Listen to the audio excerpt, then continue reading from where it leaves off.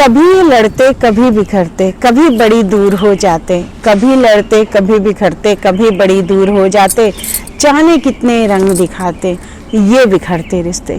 Friends, मैं आपकी दोस्त सुधा सिंह विकलांग साथी ट्रस्ट के दिव्यांगम चैनल से आप सबका स्वागत करती हूँ और आशा करती हूँ आप लोग स्वस्थ होंगे। तो फ्रेंड्स, आज मेरी कहानी का शीर्षक है बिखरते रिश्ते। आजकल पढ़ाई की वजह से, जॉब की वजह से हमारे बच्चे एक शहर से दूसरे शहर जाकर रह रहे हैं, जहाँ पर उन्हें अपने माता पिता का साथ छोड़ना पड़ रहा है, या यूँ कहिए कि वक्त की मार ही ऐसी ही है कि बच्चे पढ़ लिख के जब दूसरी सिटी में जाके शिफ्ट हो जाते हैं तो यहाँ पर माँ बाप को अकेले ही रहना पड़ता है। और कुछ कम्युनिकेशन गैप समझिए कि बच्चे चाहते हैं कि हमारे माँ बाप हमारे हिसाब से चलें।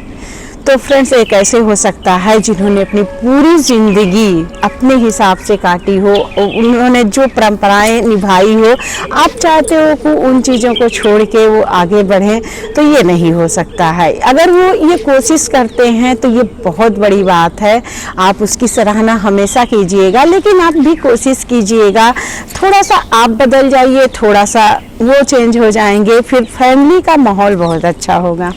तो फ्रेंड्स, ये कहानी मैं हमारी नवी मुंबई से कीर्ति लता बेवड़े ने मुझसे रिक्वेस्ट की थी कि आप हम बुजुर्गों पर भी कुछ कहानियाँ सुनाएं।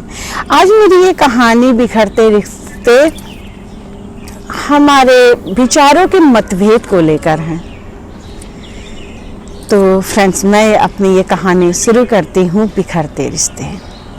चाय फिर ठंडी हो गई, अब मैं गर्म नहीं करूँगी, मिसेस सरला ने गुस्से में कहा। अरे भगवान, गमलों में जरा सा पानी डाल दूं, पेड़ बेजुबान हैं, अगर हम इनकी देखभाल नहीं करेंगे तो कौन करेगा? मिस्टर अजय ने कुर्सी पर बैठते हुए कहा। अच्छा, तो घुटनों का दर्द नहीं देखोगे, बस पानी में भीगते रहना और रात में चिल्लाते रहना। मैं दवाएं नहीं लगाऊंगी। आप भीग रहे हो तो आप अपना दर्द अपने आप संभालना, मिसेस सरला ने गुस्से में कहा। अरे भगवान, हम दोनों के अलावा और है कौन जो हमारी आवाज़ सुनेगा? मुझे दर्द होगा तो तुम पैरों में लगा देना मलहम, और तुम्हें दर्द होगा तो मैं लगा दूंगा। हम दोनों ही तो एक दूसरे के जीवन साथी हैं और एक दूसरे की देखभाल करने वाले हैं। मिस्टर अजय ने चेयर पर बैठे बैठे ही कहा। अच्छा, तो हम दोनों के अलावा यहाँ तीसरा है कौन जो हमारी सुनेगा? मैं पूरी जिंदगी बस इसी सब में तो बिजी रही, मैंने अपने लिए कब टाइम निकाला? मिसेस सरला ने बर्तन धोते हुए गुस्से में कहा। मिसेस सरला और मिस्टर अजय, इनकी एक बहुत प्यारी फैमिली थी। दो बच्चे थे, एक लड़की एक लड़का। लड़की बड़ी हो गई, उसकी शादी हो गई, लड़का जॉब के सिलसिले में गुड़गांव जाके बस गया। उसकी फैमिली, उसके बच्चे, उसका एक बेटा और उसकी वाइफ, तीनों जाकर गुड़गांव में बस गए। जॉब के लिए उन्हें वहाँ जाना पड़ा। इसके दौरान सब लोग अलग अलग से हो गए और मिस्टर अजय यहीं पर रह गए। इनका भी जॉब था और ये रिटायर होने वाले थे। इनका यहाँ पे एक घर था जिसको इन्होंने ऊपर का पोर्शन किराए पे दे रखा था। नीचे पे दो मियाँ बीवी, दो जन थे, दोनों ही रहते थे और दोनों एक दूसरे से छोटी छोटी बातों पे बहस करने लगते, छोटी छोटी बातों पे एक दूसरे का मजाक बनाने लगते। दोनों लोग एक दूसरे का देखभाल कर रहे थे। मिस्टर अजय, मिसेस सरला एक दूसरे का ख्याल रख रहे थे और घर के काम ख़त्म करने के बाद दोनों लोग एक पार्क में चले जाते जहाँ पर छोटे छोटे बच्चे खेलते, उन्हें देखते, अपने पोते पोतियों को याद करते, अपने नाती पोतों को याद करते। इसी तरह उनका वक्त बीत रहा था। दोनों को अकेलापन घर में काफ़ी खलता था। दोनों पति पत्नी ही थे जो एक दूसरे से लाड लड़ा सकते थे, एक दूसरे का ख्याल रख सकते थे। दोनों एक टाइम का खाना बनाते हैं, दोनों टाइम खाते हैं। और उन्होंने ऊपर का पूरा पोर्शन किराए पे दे रखा था ताकि घर में चहल पहल बनी रहे। और नीचे उनके पास सिर्फ 2 कमरे थे, एक लॉबी थी, किचन था, बाथरूम था। दोनों पति पत्नी मान चुके थे कि अब उनके बेटे बहू शायद उनके साथ अब ना रहें, उनका जॉब है और जिसकी वजह से वो अपने बेटे पर प्रेशर भी नहीं बना सकते हैं और यहाँ पर वो अपना घर छोड़ के जा भी नहीं सकते हैं और वहाँ पर बेटा बहू किराए पर रह रहे हैं, जिसकी वजह से वो वहाँ पर जानते हैं कि वो अपना घर नहीं है, इस वजह से वहाँ पर जाना भी नहीं चाहते। यहाँ पर दोनों मियाँ बीवी एक दूसरे का सहारा बने हुए थे और लेकिन मन में कहीं ना कहीं एक बात थी, उन्हें ज़िंदगी जीने की अपने परिवार के संग, अपने पोते पोतियों के संग, अपने बेटे के संग, अपने बहू के संग। वक्त यूं ही बीत रहा था कि शायद ईश्वर ने भी उनकी मनोकामना सुन ली, उनके दिल की वो पुकार सुन ली और कोरोना जैसी बीमारी का कोरोना की एक लहर हमारे देश में आई, जहां पर हमारे बिछड़े, हमारे दूर प्रवासी जितने भी हमारे बच्चे दूर थे, सारे वापस लौटकर अपने घर को आए। जो विदेशों में थे, कई कई सालों तक अपने घर का मुंह जिन्होंने नहीं देखा था, जिन्होंने अपने माता पिता को नहीं देखा था, सिर्फ वीडियो कॉल या फ़ोन पे जिन्होंने बात की थी, इस कोरोना ने उन सबको आपस में मिला दिया।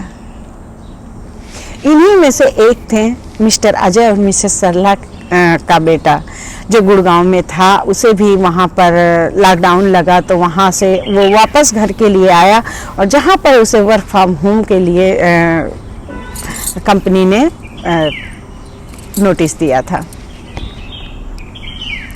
सरला जी की तो मानो मन की मुराद ही पूरी हो गई। उनका बेटा, उनकी बहू, उनका पोता तीनों घर आ गए, तो इस वजह से वो खुशी से झूम रही थी। कोरोना जहाँ एक बीमारी थी, जहाँ एक डर था, वहाँ उन्होंने कोरोना को धन्यवाद किया कि इतने दिन बाद उनका बेटा उनके पास वापस आया। वो बहुत खुश थी और जिसकी वजह से उनके चेहरे पर एक अलग ही रौनक आ गई, जिसको देखकर मिस्टर अजय अक्सर उन्हें चिढ़ाते कि मैं इतने दिनों से तुम्हारे साथ था और ये खुशी मैंने तुम्हारे चेहरे पर नहीं देखी, पर जैसे ही तुम्हारा बेटा और तुम्हारा पोता, तुम्हारी बहू आई, तुम्हारे चेहरे पर एक अलग ही रौनक आ गई। तो मिसेस सरला कहती कि हाँ, ये हमारी ज़िंदगी है और आप तो हमेशा मेरे साथ रहते हो, पर ये जब से आए हैं ऐसा लग रहा जैसे पूरा घर खुशियों से भर गया। कुछ दिन बहुत अच्छा चला। उनकी बहू रुचि, वो जब से आई थी तो सरला जी को थोड़ा सा ये लगता कि उन्हें जैसे एक बेटी मिल गई हो, एक फ्रेंड मिल गई हो, इस वजह से वो अक्सर रुचि के आसपास ही रहती थी। कुछ दिन तो बहुत अच्छा लगा। नीचे ऊपर का घर किराए पर था, जिसकी वजह से नीचे ज़्यादा रूम नहीं था। एक रूम अजय जी और सरला जी का था और एक रूम उनके बेटे अंश का था, और जिसकी वजह से काफ़ी उनकी बहू को काफ़ी दिक्कत होती थी, क्योंकि लॉबी था, किचन था और इनका बेटा हमेशा अंश कंप्यूटर पर बैठकर काम ही किया करता था, लैपटॉप पर, और वो अगर उस कमरे में कोई जाता तो गुस्सा करने लगता कि मैं यहाँ पर काम कर रहा हूँ, तुम लोग यहाँ पर मत आओ। और सरला जी का ही एक रूम था जिस पर वो बहू जब काम करके आराम करना चाहती तो उसके पास कोई जगह नहीं थी कि जहाँ पर वो आराम करती। तो इस पर सरला जी कहती कि बेटा तुम मेरे रूम में तब तक आराम करो और हम लोग लॉबी में बैठेंगे या हम लोग साथ में बैठते हैं। तो इस पर रुचि कहती नहीं मम्मी जी, आप अपने रूम में आराम कीजिए, मैं यहाँ लॉबी में आराम कर लूँगा। ये सब छोटी छोटी बातें थी, पर कहीं ना कहीं रुचि के मन में एक बात थी कि मेरे लिए यहाँ पर कोई रूम नहीं है। टाइम बीत रहा था। पहले तो सब कुछ बहुत अच्छा चला। रुचि काफ़ी ख्याल रखती थी सास ससुर का, और अजय जी भी अपने पोते के साथ खेलते थे, उसे पार्क ले जाते थे। लेकिन धीरे धीरे ये बातें धीरे धीरे दोनों के मन में कहीं ना कहीं कुछ गांठ बना रही थी। वक्त एक साजिश कर रहा था। धीरे धीरे रुचि को लगता जैसे जब सरला जी किचन में काम करती, उनकी बहू किचन में काम करती, तो सरला जी साथ साथ लगी रहती। वो चाहती थी कि मैं अपनी बहू के साथ रहूं, जितना भी पल मिला है मैं अपनी बहू के साथ रहूं, वक्त बिता लूं, पता नहीं कब मेरी बहू को फिर वापस जाना पड़े, इसलिए किचन में वो हमेशा उसके साथ लगी रहती थी। पर यहाँ पर रुचि के मन में एक बात थी कि उसे लगता था कि उसकी सास उस पर नज़र रख रही हैं। उसे नहीं पसंद आता कि सरला जी उसके साथ लगी रहें। वो अक्सर कहती, मम्मी जी आप जाके बैठिए, मैं कर लूँगी। तो इस पर सरला जी कहती, नहीं बेटा, मुझे अच्छा लगता है तुम्हारे साथ काम करना। पर रुचि के मन में ये बात थी कि कहीं ना कहीं मेरी सास मेरे ऊपर नज़र रख रही हैं कि मैं उनका कोई सामान खराब ना कर दूँ। बेचारों का ये भेदभाव इनके जिंदगी में एक षड्यंत्र कर रहा था। धीरे धीरे अंश को भी अपने पापा की बातें खटकती। जब वो उसके बच्चे से खेलते हैं, कुछ बोल देते हैं, तो उसे लगता कि मेरे पापा मेरे बच्चे को बिगाड़ देंगे और जब हम वापस जाएंगे तो सोसाइटी में हमारा काफ़ी मजाक बनाया जाएगा, क्योंकि हमारा बच्चा यहाँ की भाषा बोलने लगेगा, अभी छोटा है। तो अक्सर वो पापा से कहता, अपने पापा ज़रा ठीक से इससे बात कीजिए। तो उसके पापा कहते कि बेटा, हमने तुमको भी सिखाया है, तुमने हम ही से बोलना सीखा है और मैं इसके साथ भी ठीक से ही बात कर रहा हूँ। ये छोटी छोटी बातें थी, पर कहीं ना कहीं सबके मन में एक गांठ बना रही थी।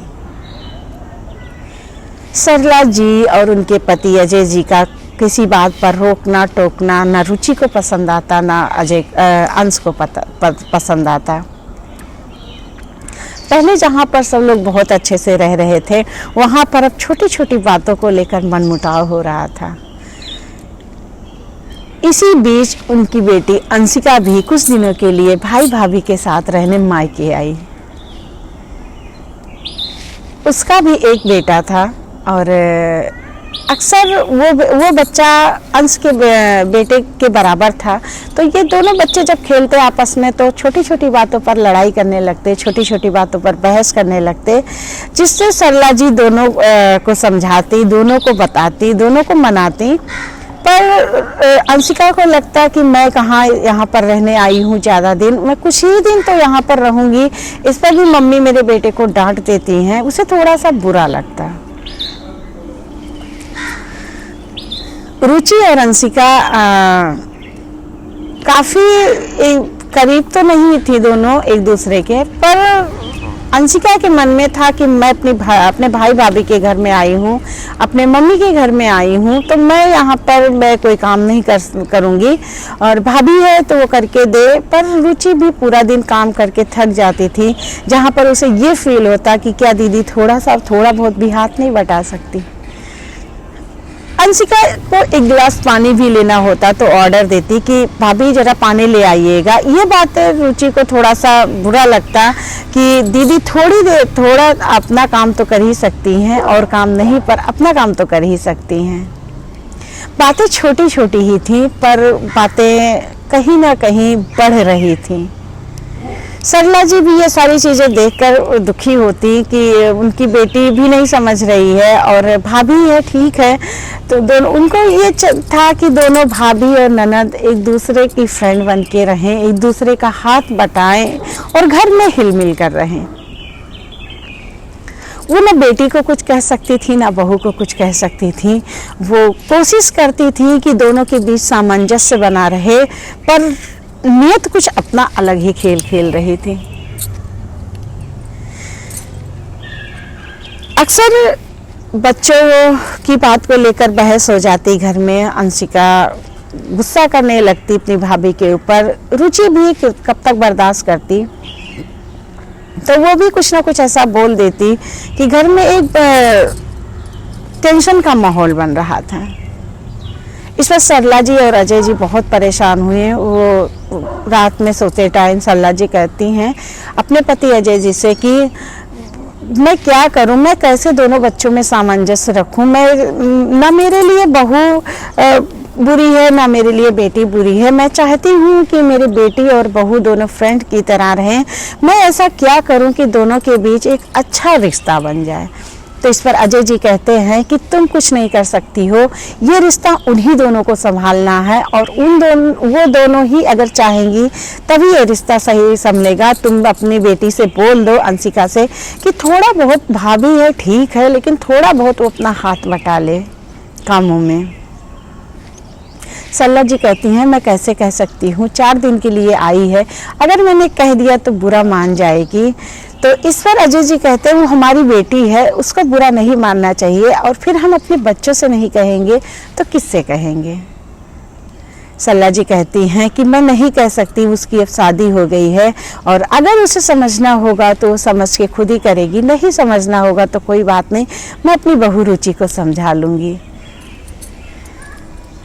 पर रुचि से जब वो सरला जी कभी बात करती कि बेटा 2 दिन के लिए आई है फिर चली जाएगी, मायका है, तुम इसकी भाभी हो, तुम ही दोनों को हमेशा चलाना है, तो इस पर रुचि को लगता है कि मेरी सास अपनी बेटी का साइड ले रही हैं और मैं उनकी बहू हूँ, इस वजह से वो मुझे ये सब काम करने के लिए बोलती हैं। मैं कितना करूँ, मैं कितना सब कुछ तो कर रही हूँ, पर ये बात वो नहीं समझ रही थी कि उनके लिए बेटी को भी कहना मुश्किल था। वो बहू से ही कह रही थी, ये सारी बातें सब हो रही थी कि एक दिन उन्होंने अपनी बेटी और बहू को दोनों को बैठाया सरला जी ने और कहा कि बेटा देखो तुम लोगों को ज़िंदगी भर चलाना है, मेरी ज़िंदगी कितनी है, मेरी ज़िंदगी बस कुछ टाइम के लिए है और इसके बाद तुम ही दोनों नंद भाभियों को एक दूसरे का रिश्ता संभालना है, तो तुम दोनों आपस में हिल मिल कर रहो और आपस में अगर कोई बात है, कोई परेशानी है तो शेयर करो, जैसे एक दोस्त रहते हैं तुम लोग अपना रिश्ता उस तरह का रखो। तो इस पर अंशिका कहती है कि मम्मी मैं 4 दिन के लिए मायके आई हूँ और आप मुझसे सब कुछ करने के लिए कहते हो और मैं कहाँ यहाँ पर रहने आऊँगी, मुझे लगा कि भाई भाभी आए हैं तो कुछ दिन मायके में रह के आ जाऊँ, लोगों से मिल के आ जाऊँ, कहाँ मेरे पास टाइम है जो मैं यहाँ पर आऊँगी। सरला जी समझ जाती हैं कि उनकी बेटी गुस्से में बात कर रही है, वो किसी तरह बात को शांत करती हैं और वो बातें ही कर रही होती हैं, तभी अंशिका और रुचि के बच्चे में लड़ाई छिड़ जाती है। दोनों बच्चे खेलते खेलते किसी खिलौने के लिए लड़ने लगते हैं, जहाँ पर सब लोग देखते हैं जब लड़ते हैं तो वहाँ पर जाते हैं, एक दूसरे बच्चे को शांत करते हैं। तो इसमें सरला जी थोड़ा सा अपने नाती को, जो अंशिका का बेटा रहता है, उसको डांट देती क्योंकि वो बड़ा रहता है और वो अंश के बच्चे को मार देता है। जब वो उसे डांट देती हैं तो अंशिका को ये बातें बहुत बुरी लगती है कि उसकी मम्मी ने अपने पोते की साइड ली और मेरे बेटे को डांटा पर अपने पोते को नहीं डांटा। पर सरला जी के लिए तो उनका पोता और उनका नाती दोनों ही एक समान थे, उन्होंने गलती पर डांटा था। ये बात ना अंशिका समझती है ना रुचि समझती है।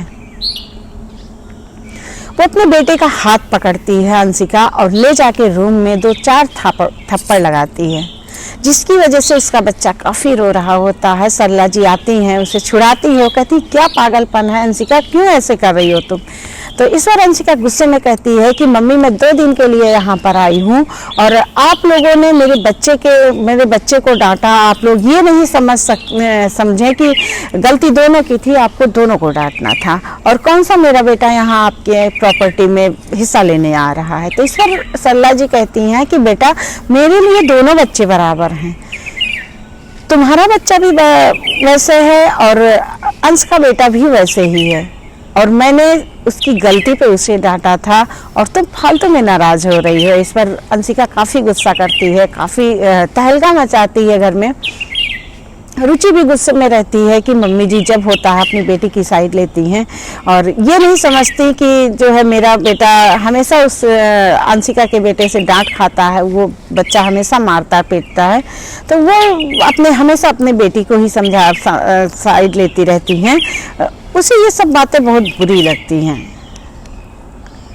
वो भी गुस्सा रहती है। उधर अंशिका अपने रूम में गुस्सा रहती है। सरला जी को बहुत बुरा लगता है, घर का माहौल काफ़ी ख़राब हुआ रहता है। वो अंश से भी कुछ नहीं कह सकती हैं और अंश से जब वो कुछ कहना चाहती है तो अंश कहता है कि मम्मी ये सारी बातें अपने तक रखो, मुझे इसमें मत घसीटो, आप लोग अपना देखो। मेरे ऊपर वैसे भी इतना प्रेशर रहता है और मेरे पास खुद के लिए टाइम नहीं है। मैं इन लफड़ों में कहाँ जाकर फंसूँ। अंश के पास इतना भी टाइम नहीं होता है कि वो अपने मम्मी पापा के पास बैठे 2-4 बातें करे। उसके पापा अजय जी अक्सर चाहते हैं कि उनका बेटा पहले की तरह चाहे 2 ही मिनट बैठकर बात करे, 2 ही मिनट चाहे हाल चाल ले, पर अंश अपने काम में इतना बिजी रहता है कि वो घर में रहते हुए भी अपने मम्मी पापा से बात नहीं कर पाता। अंशिका गुस्सा रहती है, उसे वो खाना नहीं खाती है रात में। रुचि किसी तरह खाना बनाती है और आकर वो जब खाने के लिए कहती है तो अंशिका इस पर नाराज़ होती है कि मैं नहीं खाऊंगी, ये तुम होती कौन हो मुझे कहने की वाली। तो इस पर रुचि कहती, दीदी हमारे बच्चे हैं, लड़ाई झगड़ा तो करेंगे ही, बच्चे हैं, अभी बड़े हो जाएंगे तो समझदार हो जाएंगे, आप चलिए खाना खा लीजिए, बच्चों की लड़ाई में आप कहाँ पड़ रही हैं।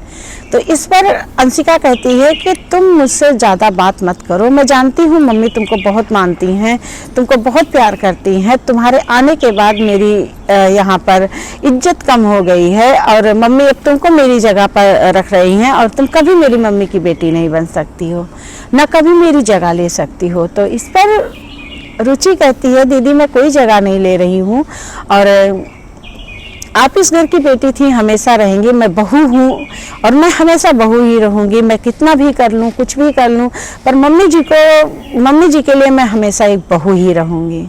सरला जी ये बातें सुन लेती हैं, उन्हें समझ में ही नहीं आता कि वो कैसे अपनी बेटी को, कैसे अपनी बहू को समझाएं। वो दोनों को उतना ही प्यार करती हैं, दोनों को उतना ही मानती हैं, लेकिन उनके मन में ये जो बातें आ रही हैं ये गलत हैं, वो समझ नहीं पाते कि वो कैसे अपने बच्चों को समझाएं। रुचि जब अंशिका को बुलाने जाती खाने के लिए तो वो नहीं आती है, तो वो गुस्से में पैर पटकती हुई अपने रूम में जाती है और अंश से कहती है कि तुम्हारी बहन इतनी नक चढ़ी है कि मैं उसे बुलाने गई, गलती मेरे बेटे की नहीं थी और गलती उन्हीं के बेटे की थी, उसी के बाद भी वो इतना गुस्सा है कि खाने नहीं आ रही, खाना खाएं चाहे ना खाएं, मुझे क्या लेना देना है। तो अंश इस पर समझाता है। अंश कहता है तुम लोग इतना घर का माहौल सब खराब हो रहा है और तुम लोग आपस में ही नहीं समझोगे और तुम भाभी हो, उसकी जाके उसे समझा दो। तो इस पर वो कहती है कि नहीं, मेरे पास इतना टाइम नहीं है फालतू का कि मैं जाकर उनसे बात करूं, उनको खाना है खाएं, ना खाना है ना खाएं। घर में काफ़ी टेंशन का माहौल रहता है और अंश बाहर निकलता है, वो मम्मी को बुलाता है, मम्मी क्या बात है, घर में इतनी लड़ाई झगड़ा क्यों हो रही है, मुझे इतना काम रहता है, इसके बाद भी मैं इतना टेंशन लेकर नहीं काम नहीं कर सकता, मैं अच्छा था कि मैं वहाँ से ना आता। सरला की आंखें भर आती हैं, वो कहती है बेटा तुम ही समझा दो दोनों को।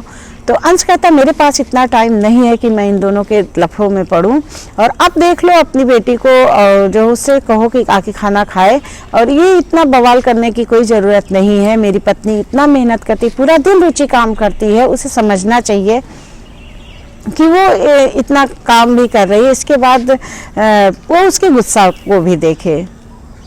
रात भर सरला जी काफ़ी टेंशन में रहती हैं, उनकी बेटी खाना नहीं खाती है। वो काफ़ी समझाने की भी कोशिश करती हैं कि बेटा आप जो है समझो, मैंने कि दोनों को डांटा था, पर अंशिका मानने को तैयार नहीं होती है और इस पर जब उसके पापा काफ़ी उसे समझाते हैं तो वो थोड़ा सा उनके बातों का मान करती है और आकर खाना खाती है। वो कहती है कि कल मैंने फ़ोन कर दिया है, मेरे पति आकर मुझे 1-2 दिन में ले जाएंगे, आप लोग अकेले रहिएगा।